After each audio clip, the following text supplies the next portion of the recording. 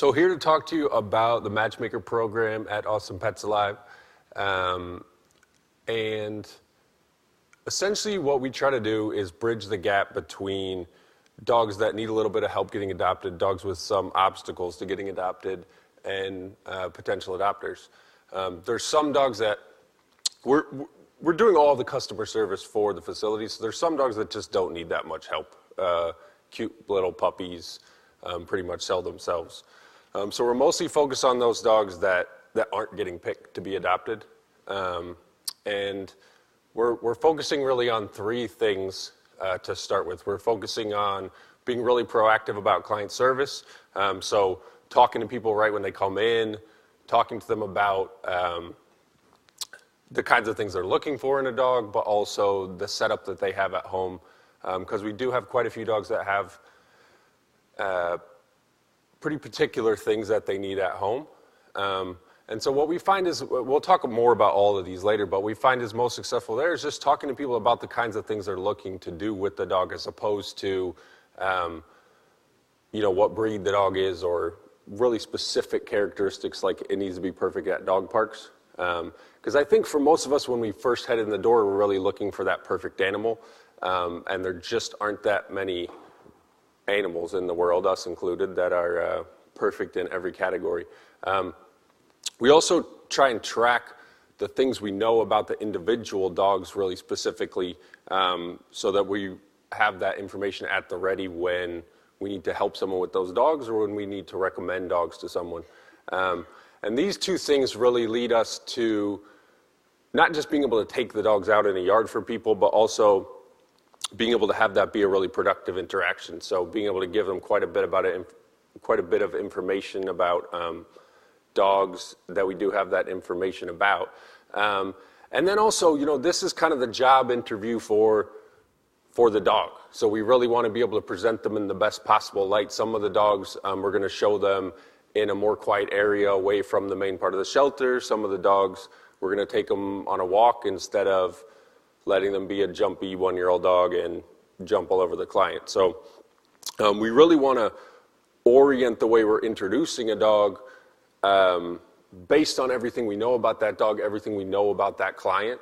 And we find this is really crunch time when it comes to adoptions, that we can have our great behavior team, we can be tracking all these things we want to know about the dogs, but when we get the dog out in a yard with people, they can get their hands on the dog, they can really get a little bit further down this road of, okay, I can see this dog living at my house. And this is where we really find we get successful adoptions, even with some dogs that have some really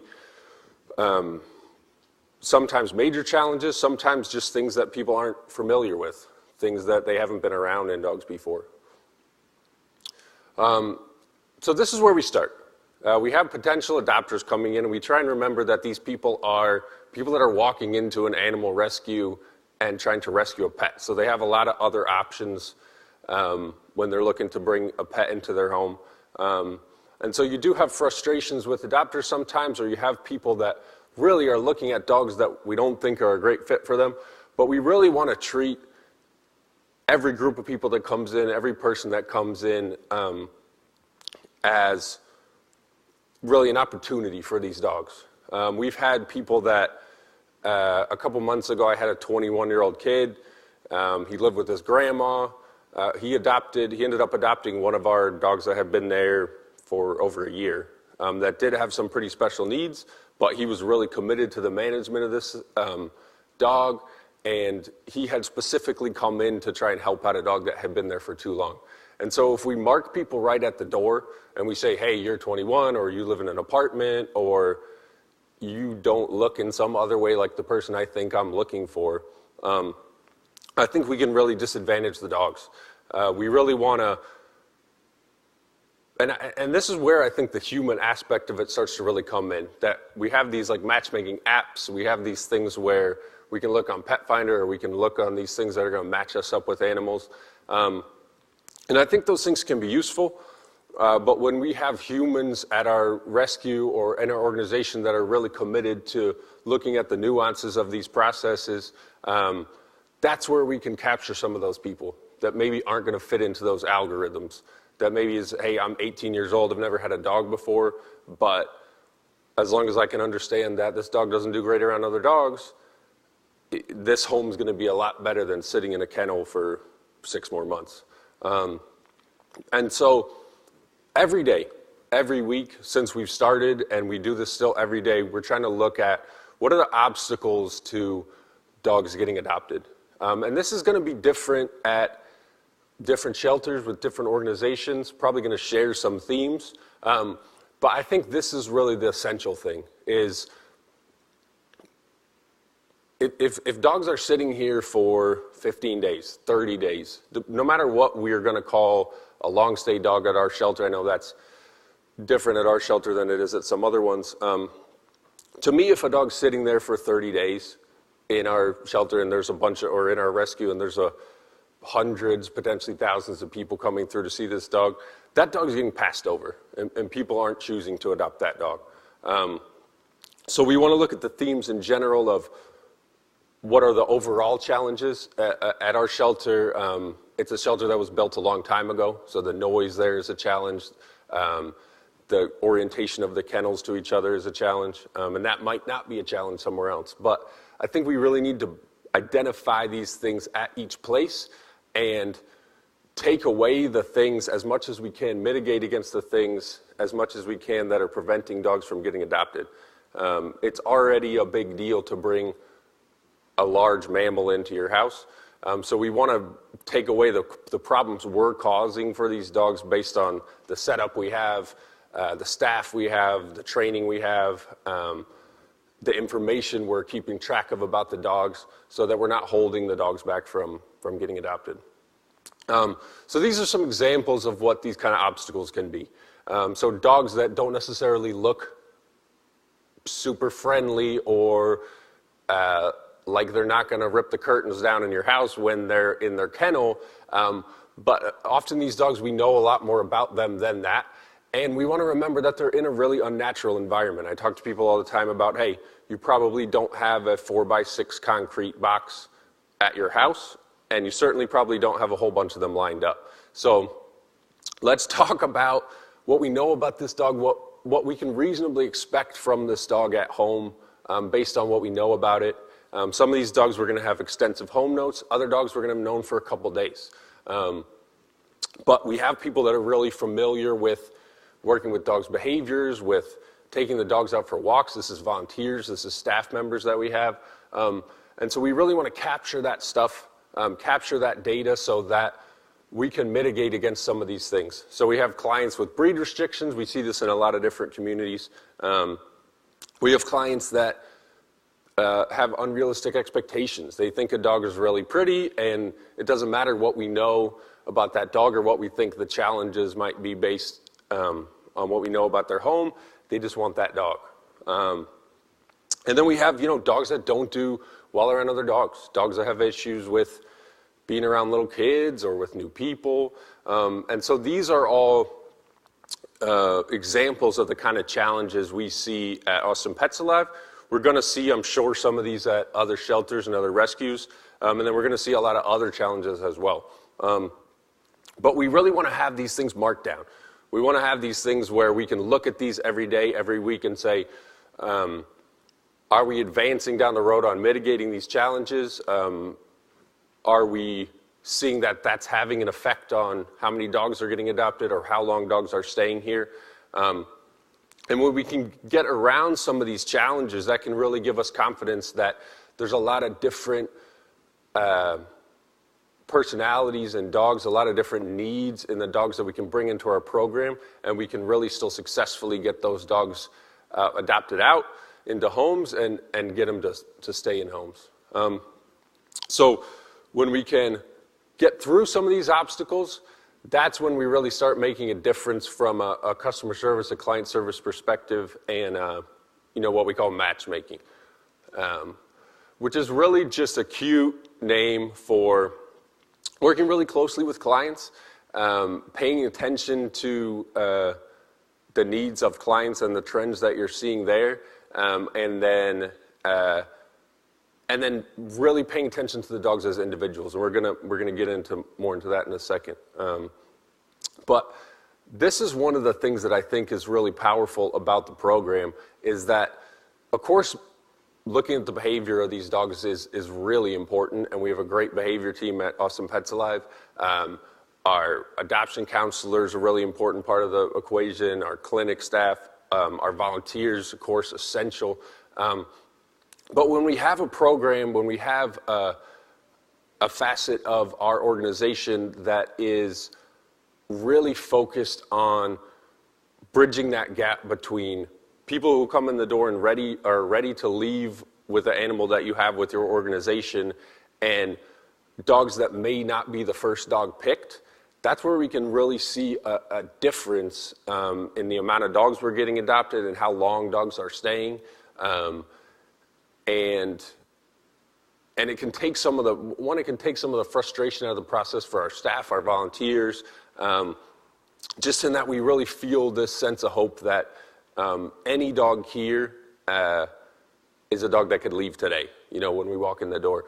So I think this is really empowering for the dogs in that they're being represented. We're really paying very close attention to the way we want to represent the dogs to people, the way we want to talk about behaviors. But I also think it's just powerful for our organizations in that we may take in more difficult dogs right now, or we may not.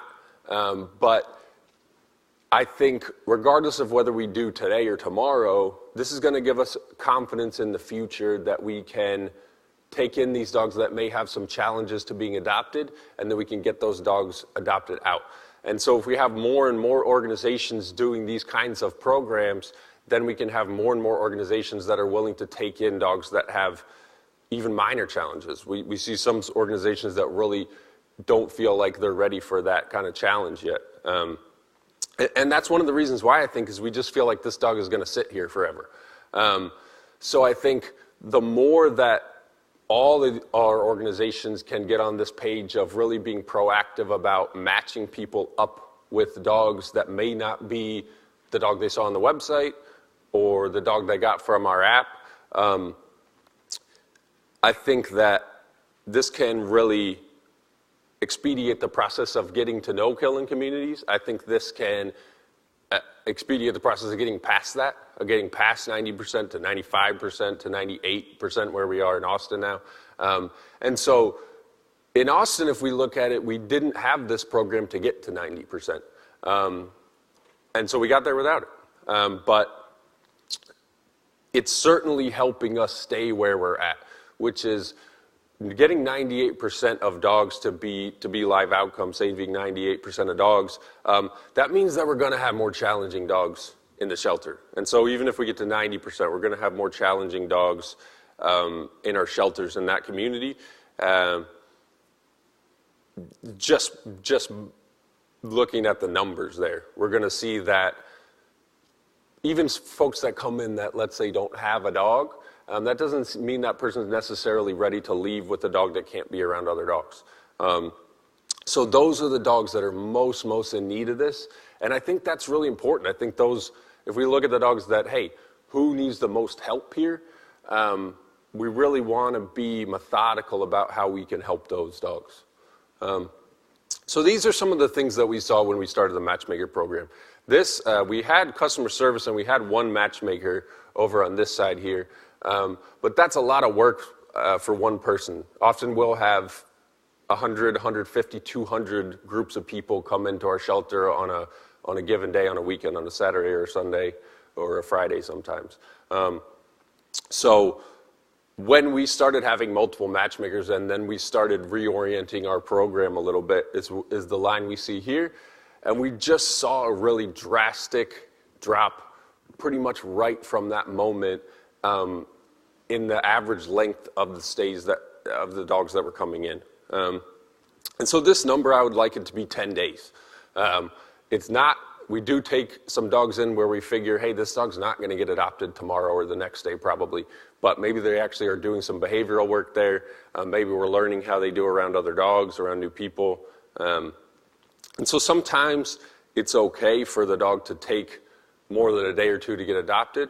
But obviously we liked this trend line. This is something that tells us that this is having an impact on how long dogs are staying at our shelter. And I think it's not a mistake. I think this is meeting with people that walk in the door and saying, hey, you walked around and maybe you haven't thought about these dogs that look like these breeds before. Or, you know what, this dog would be a really good fit for you. He's actually a lazy bones dog and sits around at home, but right now he's bouncing off his kennel door and looks kind of like a maniac, so you probably haven't picked him out to hang out with your 3-year-old son. So this has also allowed us to not get the works kind of clogged up at the shelter. Whereas we're not just taking in one dog that may have some challenges or 2 dogs that may have some challenges. We're taking these dogs in every day. And so if we can't get some of these dogs adopted that have some challenges, that means also that we're not going to be able to save those other dogs. And those other dogs might be at a place where they aren't safe.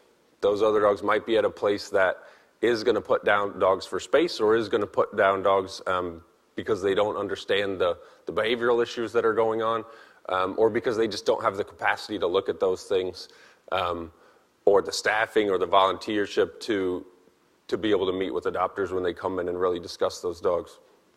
So this is the other thing we've seen over the last year, that the percentage of our dogs, even as we take more and more difficult dogs, I would say, to be frank, that our population of dogs right now versus 12 months ago, a significantly larger percentage of dogs that have some pretty significant obstacles to adoption. So significant issues with dogs or people, or can't live with kids or cats, or we have dogs that if they've had an issue with a cat in the past can't live in Austin city limits.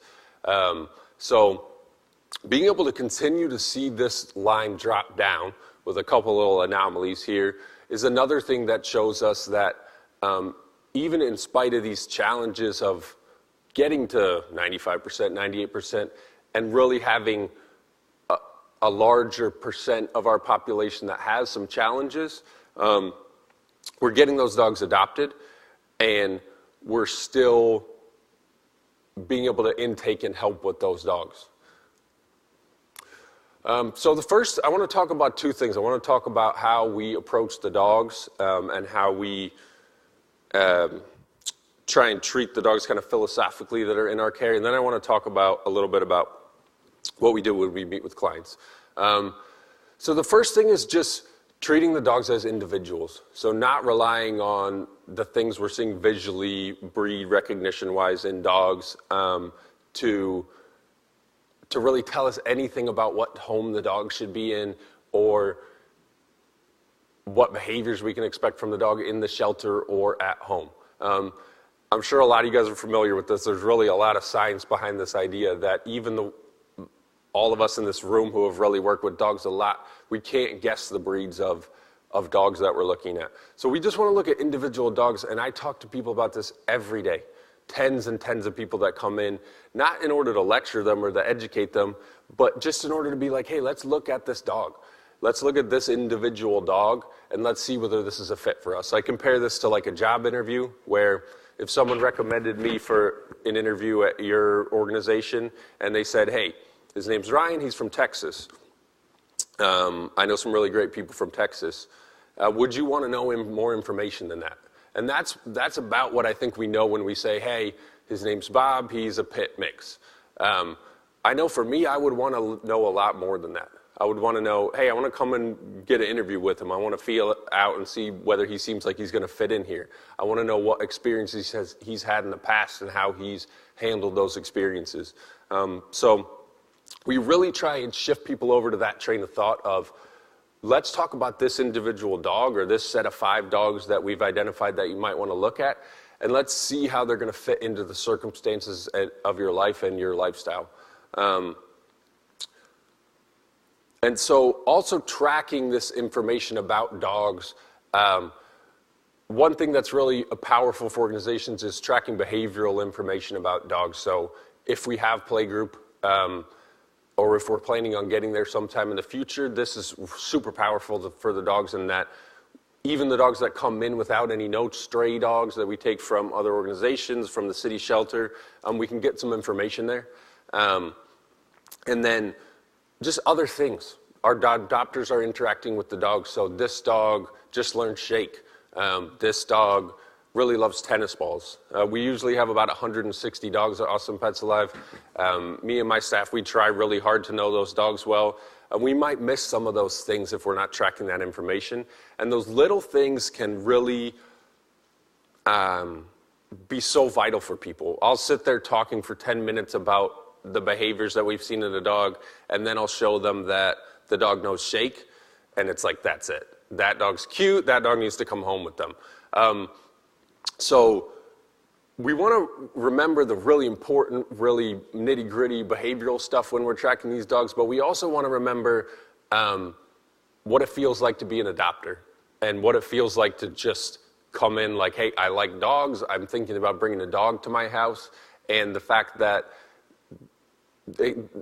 as well as being overwhelming for the dogs, these environments can be really overwhelming for members of the public who are coming in. So to feed off that a little bit, one thing we also spend a lot of time doing is talking to clients about why we're seeing some of the behaviors that we might be seeing in the shelter. So all the dogs here are really loud, or all the dogs are barking at us, or some of the dogs are growling at people as they walk by. They're bouncing up the ceiling in their kennel. They're hiding in the back of their kennel. So talking to people using our knowledge, just like if I was talking to you, one of you right now, and we're talking about how, I talk to people all the time about, hey, if my dog was here right now, he's actually pretty good with dogs. He's actually pretty good with new people. I think I would see some behaviors in the shelter environment. In fact, I'm positive that I would, that wouldn't be indicative of what he's like at my house. I know he'd be bouncing around in the kennel like a maniac. It would just be overwhelming for him. And I also think he would be so happy to see people when he got out in the yard that he would be in those people's laps, jumping all over them, scratching them up.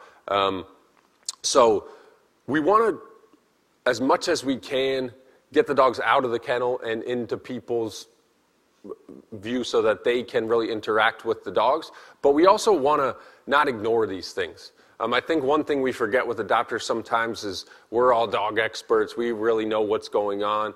And so I think sometimes we try and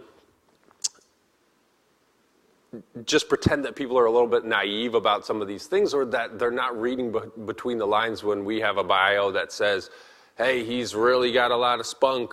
He needs someone that exercises a lot. I think people read between the lines of these things and these euphemisms that we use about dogs. And so one thing we find is really powerful is just being frank with people and being like, you know, in the kennel environment, this is a really challenging environment for all these dogs. And we don't want to write things off we've seen.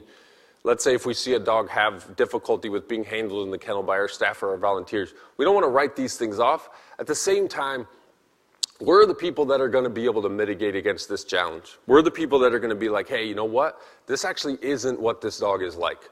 And it's really difficult for an adopter walking into our shelter to do that on their own. Probably if I walked into some of the organizations you've worked with, I'm probably not going to know the difference between the dogs that are really high energy and the dogs that are very stressed out being in their kennel right now. Did they get there 5 minutes ago? Have they been there for a year and they're just going a little bit nuts in their kennel? So we're the ones that really need to represent the dogs in these ways. One thing we did when we started with the Matchmaker program is we had all these behavioral signs on the front of the kennels that were designed for our volunteers and our staff.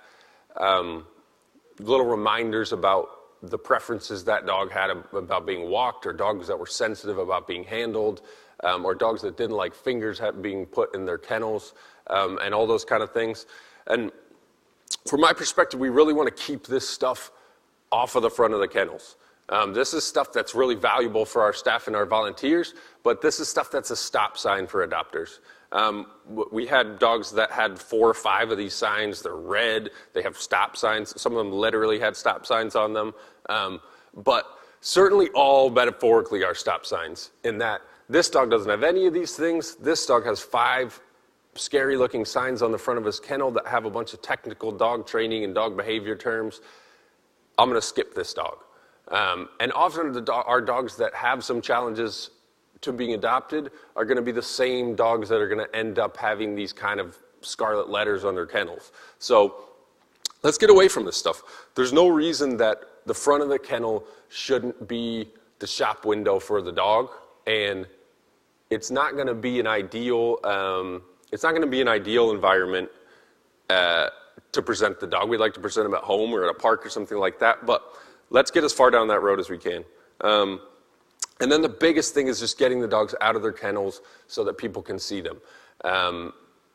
We just refurbished this Airstream that Awesome Pets Alive has had for a while so we can introduce people to dogs in there. We'll use conference rooms. So we want to get them as far in people's minds out of that kennel environment as we can. I'm going to hurry up a little bit because we started a bit late. So this is some of the ways that we track our dogs.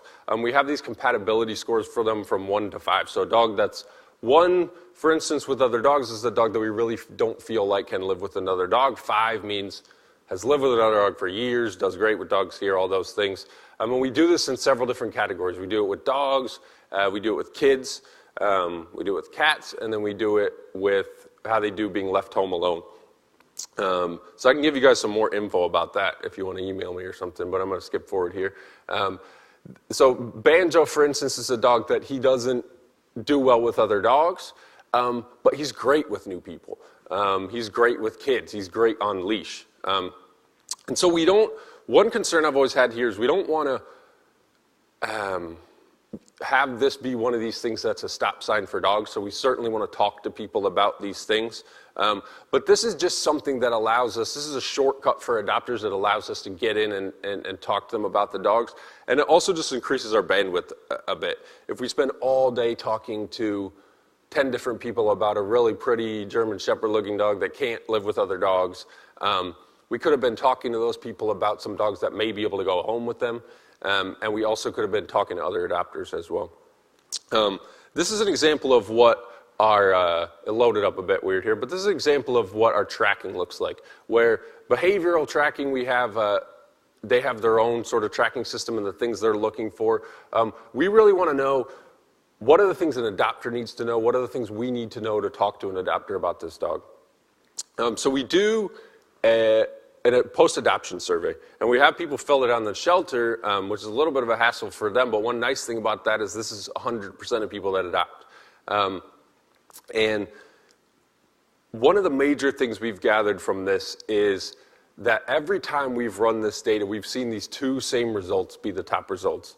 The top result being, when I met the dog in a yard, they were well behaved. So our training staff, our behavior staff working with the dogs, of course, but having some people that can handle the dogs that can kind of lead them down this road a little bit, that know how to work with the dogs and make them look well behaved, sometimes even more well behaved than they typically are around the shelter. And this is always, always, always the top response. And this is people's own reactions to everything we do there. So there's other powerful things on here. There's waiving adoption fees.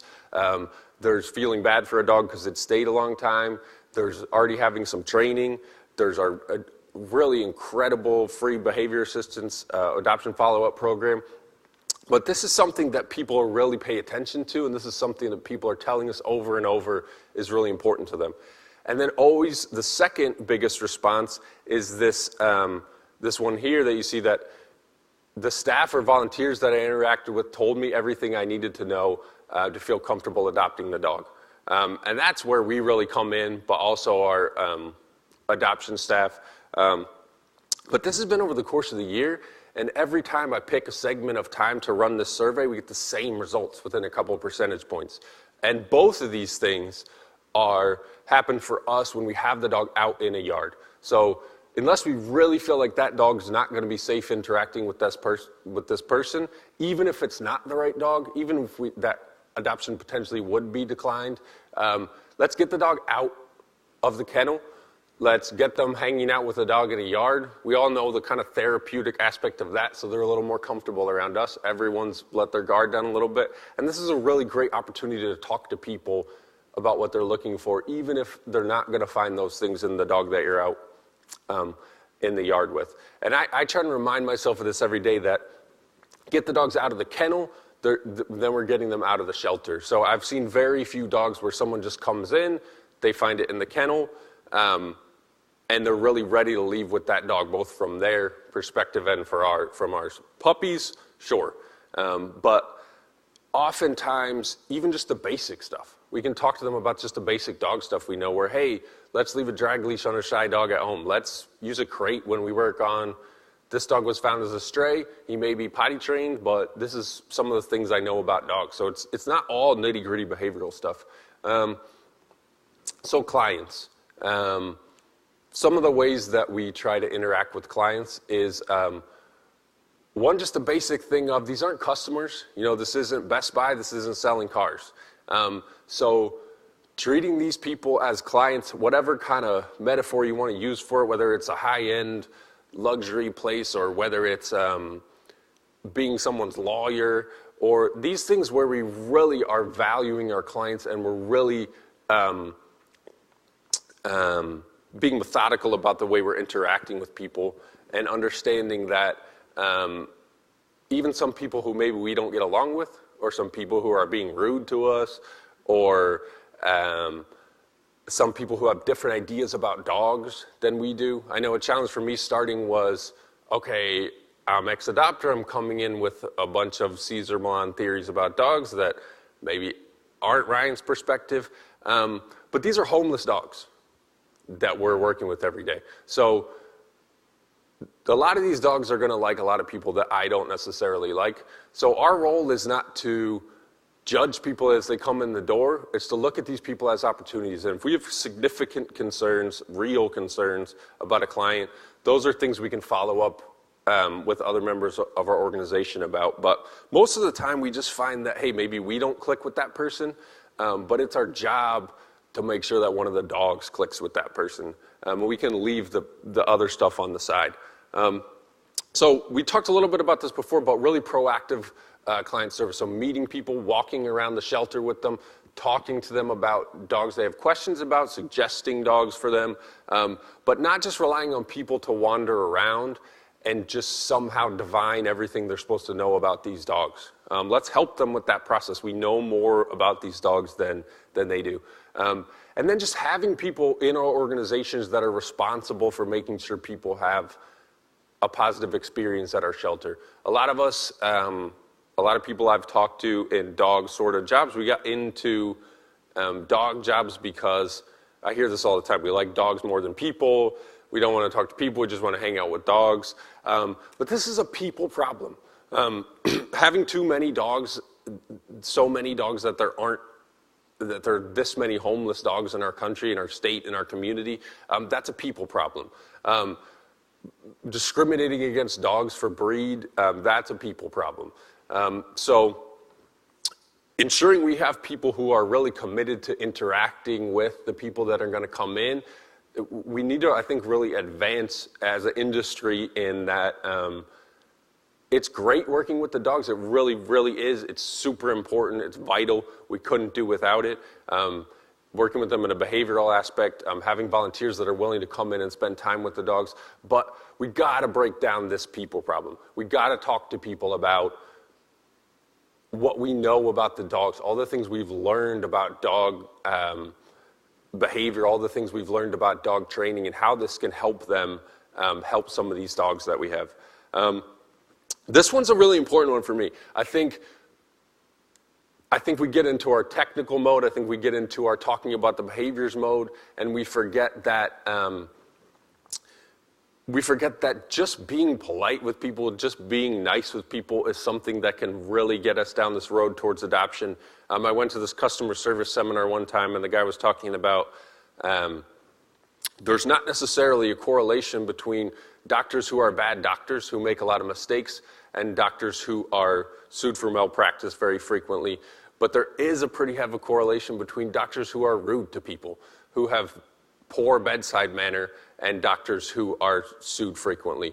And so we just don't want to work with people. We just hold grudges against people who are rude to us. So even if people are rude to us as customer service or as whatever role we're working in our organization, we can say the same challenging things to people about why this dog might not be a fit for their home, about concerns we have, whatever it is, about how we have people where we have concerns about how they're interacting with a dog that might be really shy, and they're just being too pushy with it. We can say these same things, but we can do it in a way that is indicating to this person, hey, I'm here to help you find a dog. I'm here to help you with this process. You walked into an animal shelter to try and rescue a dog, and we can't ever forget that. And then just having staff that knows how to work with the dogs a little bit, and we don't want to just kind of let the dog loose in the yard with people. Some dogs, they're going to do great with that. Other dogs are going to need our help a little bit. Shy dogs are one that come up all the time, where it's tough for a shy dog to say, hey, can you take this dog out for me for 5 minutes and let me see how much I like it? We know already this dog doesn't warm up to people in 5 minutes. So having the human there that can say, this dog's not going to warm up to people in 5 minutes. We've seen it really successfully integrate with people at home. Everyone who's met here, it's warmed up to really successfully. That's going to make a big difference for people. So these are some of the ways we approach people. So instead of what kind of dog are you looking for, what breed of dog are you looking for, what kind of dog have you had in the past, which dogs did you see online, what kinds of things are you looking forward to doing with your dog? You can get some lifestyle stuff from people here without being super creepy and asking them about their relationships and their home setup. And this is another way we're indicating to them that, hey, my name's Ryan. I'm here to help you find a dog. I'm going to be with you throughout this process. Not, hey, I heard you had a question about Freddie. Actually, Freddie can't live with you because you have dogs at home. Let me know if you have any other questions. And we're kind of nudging them down this road a little bit of maybe there's some things we're going to introduce to them, like, hey, you said you have kids. This dog does really good with kids. Whereas if we are asking them immediately about breeds or their conceptions of dogs, or, hey, are you looking for a dog that does great with dogs? You know, I don't think any of us are going to decline a dog that's perfect in every category, but we may fall in love with some of these other dogs that aren't perfect in every category if we have a chance to be exposed to them. And then this is one I've learned as a personal lesson, but I think it's something that's really important, is that we get busy. So many of us that work in animal welfare, we work too many hours, we have too many things to do in a day, and we get used to being really efficient and really short in our communications with each other. And I mean that in a positive way. You know, we start running the machine there and we need everything to work really quickly, but we have to slow down a little bit when it comes to adopters. And so we try to work with people right when they walk in the door. On a day we have a couple hundred people there, that's not going to be possible. We have 2 or 3 people working. So we may come over when they're already interested in the dog. They may have seen a dog online. So instead of having someone inquire about a dog and telling them, even when we know this to be 100% true, that that dog's not going to be able to live with them, or that they have a lot going on and it may be hard to find a fit for them, or that they're not the age we're expecting, or that they have roommates and we have concerns about that, or any of these things, let's start with something that indicates to these people that, hey, I really genuinely am here to help you rescue a dog. That dog may be here today, that dog may not be here today. I'll help you find a dog at another organization. I'll help you, and you can come in over the next couple weeks. But this is something I really had to learn, which is that we can go from, I'm a dog expert, I'm standing over here, and you're the idiot about dogs, and you're on the other side of this conversation, to, hey, I'm going to join you on your side of this conversation. Let's walk around the shelter together. Let's share our concerns about dogs. Let's share our interest in the dogs. Let's share some of the concerns we may have about breeds, or about dogs that are big, or about any other things we've been told or learned about dogs. And I find this really, really sounds simple, sounds kind of trite, but can be super impactful with people, which is just, you might as well be saying, hey, I'm actually here to help you. Another thing I talk about all the time is, hey, this dog actually wouldn't be this dog doesn't sound like a fit for your home, but actually probably wouldn't be a fit for my home either. And let me talk about why it wouldn't be a fit for my home. And so we can remove the personal aspect of this a little bit, and not say, because a lot of what people feel, I think sometimes is, when you're judging this dog, maybe you don't, I don't know you, maybe you don't know this dog that well. Maybe you are using breed characteristics. Maybe you interacted with this dog for 5 minutes and you're putting too much into this. And the other one that's bigger is, maybe you're judging me. Maybe you're judging me because gender, age, whatever it is. So these are some ways we can indicate to people that, hey, this certainly is not what is going on. And so just to summarize, I think that if we can use these two things, if we can use being really proactive with people, encouraging our staff and our volunteers to be really interactive with people that come in, hiring these people that actually want to work with people and talk to people, or really latching onto those people that we already have that seem to enjoy this and be good at these kind of things, and then being really methodical about how we track the information about the dogs and how we can access that when clients are going to need that information.